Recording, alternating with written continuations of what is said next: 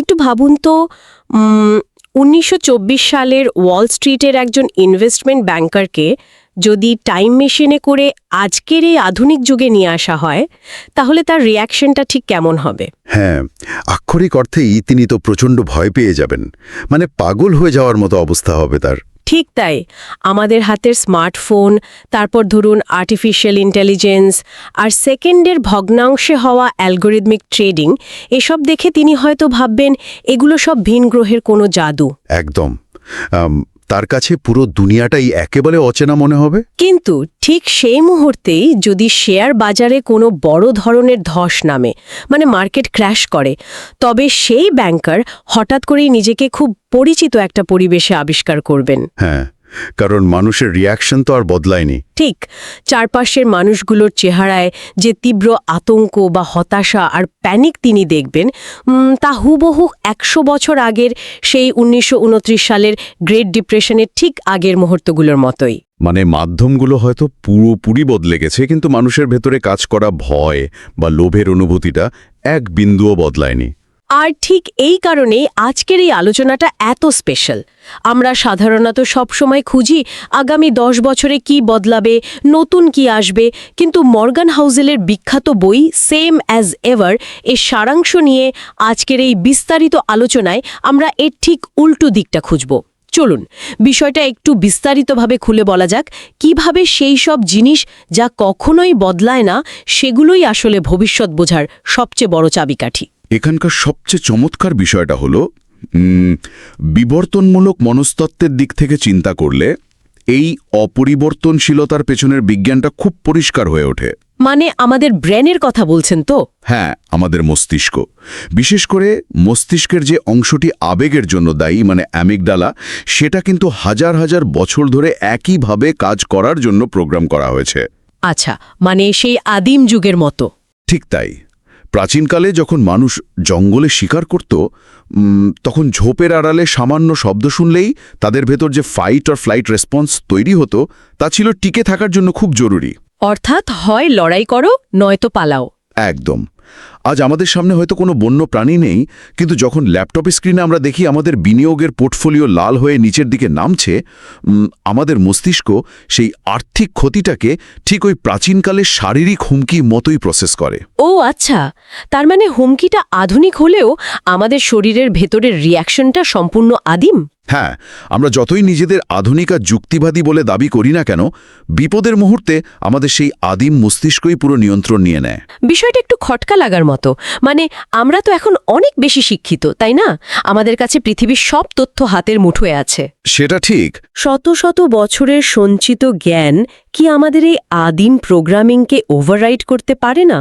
মানে আমরা কি ইতিহাস পড়ে শিখতে পারি না যে প্যানিক করে সিদ্ধান্ত নিলে সবসময় ক্ষতিই হয়? এই জায়গাটাতেই আসল সমস্যা। শিক্ষা এবং তথ্য হচ্ছে অনেকটা সফটওয়্যার আপডেটের মতো, আর আমাদের মস্তিষ্ক হলো হার্ডওয়্যার। আচ্ছা। আমাদের হার্ডওয়্যার গত ১০,০০০ বছরে সেভাবে আপগ্রেড হয়নি। যখন চারপাশের পরিস্থিতি শান্ত থাকে, তখন আমাদের এই নতুন সফটওয়্যার বা লজিক্যাল ব্রেন খুব সুন্দর কাজ করে। মানে তখন আমরা খুব লজিক দিয়ে চিন্তা করতে পারি। একদম। আমরা ইতিহাস নিয়ে বিশ্লেষণ করি, যুক্তিসঙ্গত প্ল্যান বানাই। কিন্তু যখনই তীব্র মানসিক চাপ বা অনিশ্চয়তা তৈরি হয়, তখন সফটওয়্যার ক্র্যাশ করে, তাই তো? হ্যাঁ, ঠিক ধরেছেন। সফটওয়্যার ক্র্যাশ করে এবং আমাদের আদিম হার্ডওয়্যার পুরো সিস্টেমের নিয়ন্ত্রণ নিয়ে নেয়। ইতিহাস আমাদের তথ্য দেয় ঠিকই, কিন্তু যখন মানুষ নিজে সেই একই বিপদের সম্মুখীন হয়, তার ভেতরের ভয় বা লোভ ঐতিহাসিক শিক্ষাকে পুরোপুরি মুছে ফেলে। ওহ, এই কারণেই মানুষ জেনে শুনেও বারবার একই আর্থিক বুদবুদ বা বাবেলের ফাঁদে পা দেয়, আবার মার্কেট পড়লে লোকসানে সব বিক্রি করে দেয়। ঠিক তাই। অনিশ্চয়তার সামনে আমাদের লজিক বা যুক্তি একদমই অসহায় হয়ে পড়ে। কিন্তু যদি আমরা এতই ভয় পাই, তাহলে কেন আমরা বারবার সেই সব তথাকথিত বিশেষজ্ঞের ফাঁদে পা দিই যারা দাবি করে যে তারা ভবিষ্যৎ দেখতে পারে? কারণ আমাদের মস্তিষ্ক অনিশ্চয়তাকে আক্ষরিক অর্থেই ঘৃণা করে। মানে অজানা কিছু থাকতে পারবে না? হ্যাঁ, জঙ্গলে অনিশ্চয়তা মানেই ছিল মৃত্যু।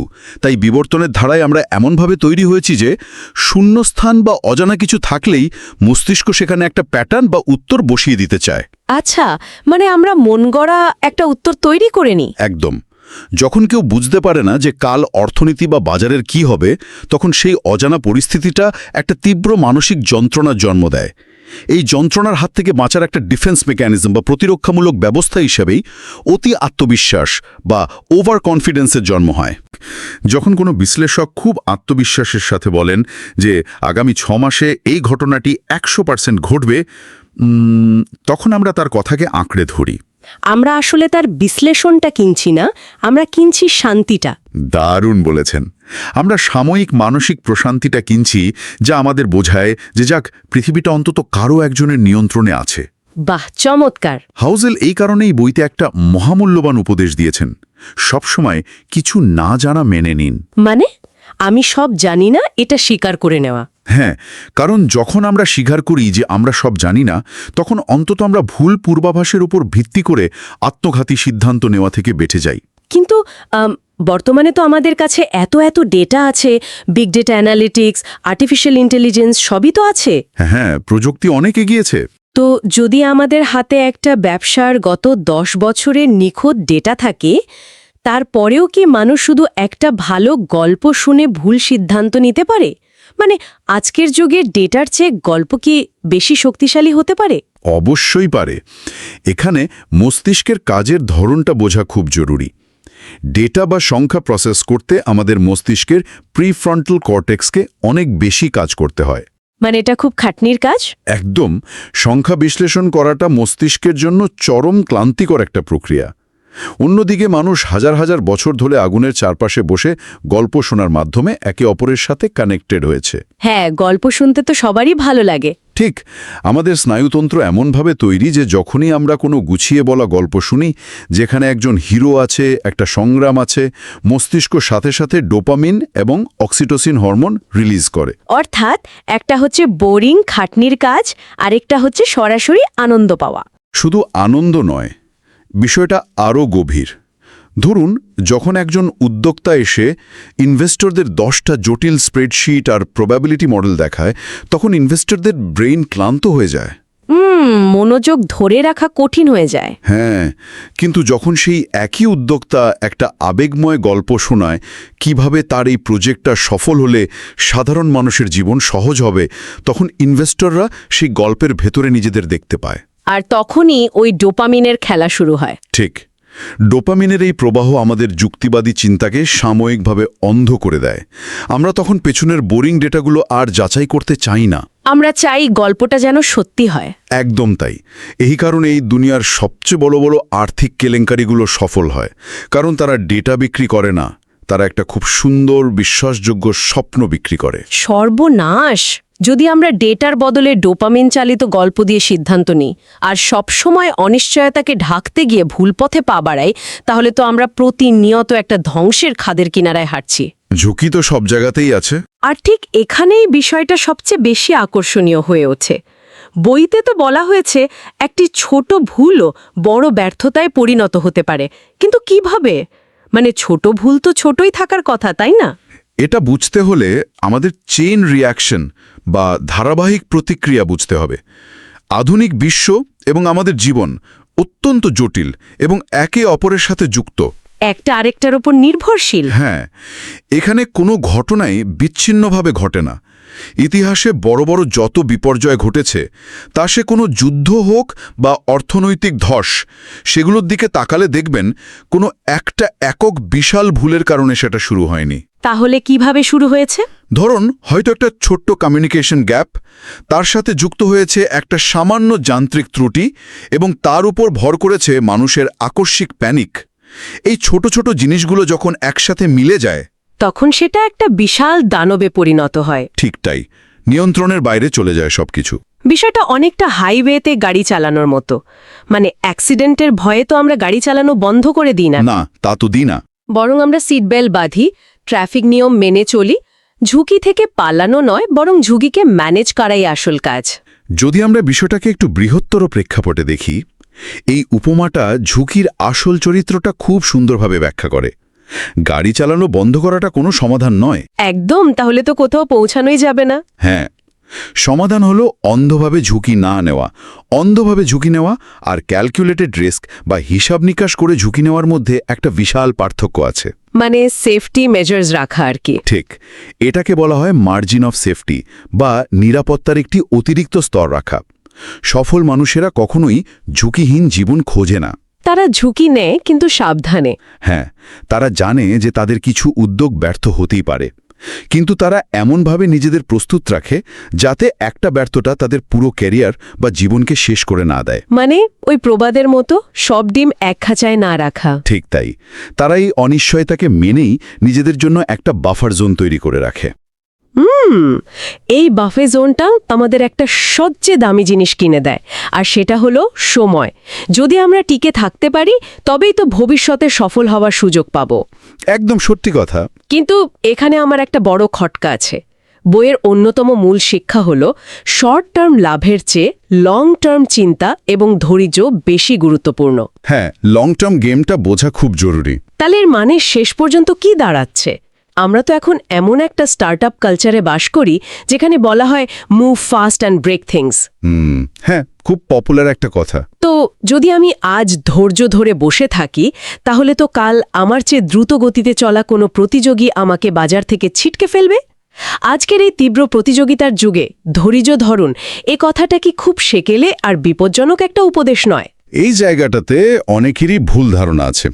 এখানে দুটো আলাদা ধারণার মধ্যে একটা সূক্ষ্ম পার্থক্য আছে। কিরকম? একটা হলো অপারেশনাল স্পিড বা দৈনন্দিন কাজের গতি, আর অন্যটা হলো স্ট্র্যাটেজিক পেশেন্স বা কৌশলগত ধৈর্য।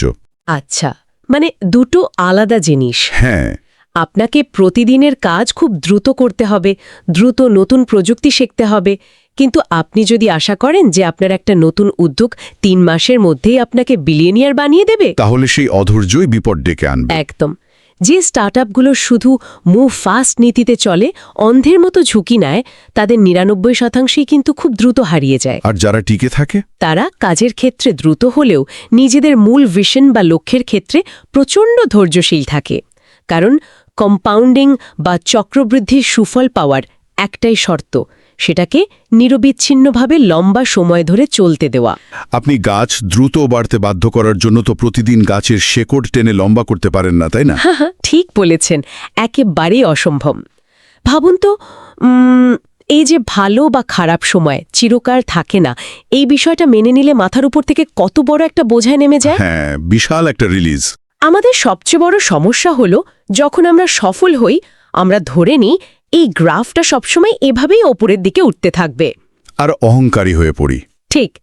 আবার যখন আমরা ব্যর্থ হই, আমাদের মনে হয় এই অন্ধকার থেকে আর কোনোদিন বেরোতে পারবো না। এই অস্থায়িত্বের স্বীকৃতি দেওয়াটা তো মানসিকভাবে ভীষণ প্রশান্তির। একদম। যখন আমরা মেনে নিই যে সাফল্য এবং ব্যর্থতা উভয়ই অস্থায়ী, তখন সেটা আমাদের মানসিক ইকোসিস্টেমকে একটা অদ্ভুত স্থিরতা দেয়। মানে একটা ব্যালেন্স তৈরি হয়। হ্যাঁ, সফলতার সময় এই চিন্তাটা আমাদের মাটিতে পা রেখে চলতে সাহায্য করে, মনে করিয়ে দেয় যে আজকের এই অবস্থানটা চিরস্থায়ী নয়। আর খারাপ সময়? খারাপ সময়ে এই একই চিন্তা হতাশার খাদ থেকে টেনে তোলে। মানুষ বুঝতে পারে যে এই খারাপ সময়টাও একটা পর্যায় মাত্র, যা একসময় ঠিক পার হয়ে যাবে।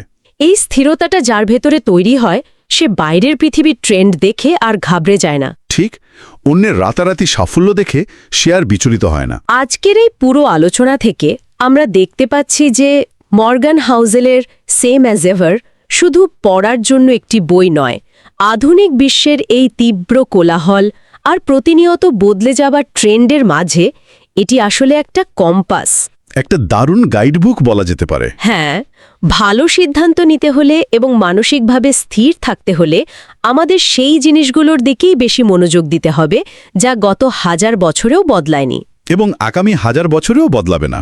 একদম। আমাদের নিজেদের ভেতরে লোভ, ভয়, ওভার কনফিডেন্স এবং সুন্দর গল্পের প্রতি দুর্বলতাকে চিনতে পারাই হলো আসল আধুনিকতা। মানে যখন বাকি পৃথিবী নেক্সট বিগ থিং বা পরবর্তী বড় চমকটা কি হবে তা নিয়ে অনুমান করতে ব্যস্ত, তখন আপনি যদি মানুষের অপরিবর্তনশীল মনস্তত্ত্বের ওপর ফোকাস করেন, তাহলে যে কোনো পরিবর্তনের জন্যই প্রস্তুত থাকা যাবে। ঠিক তাই, কারণ প্রযুক্তি বদলালেও সেই প্রযুক্তি ব্যবহার করার মানুষগুলোর ভেতরের সফটওয়্যার আর হার্ডওয়্যার একই রয়ে গেছে। সত্যি অসাধারণ একটা বিশ্লেষণ। তবে এই আলোচনা শেষ করার আগে একটি নতুন এবং ভাবনার উদ্রেককারী প্রশ্ন রেখে যেতে চাই সবার জন্য।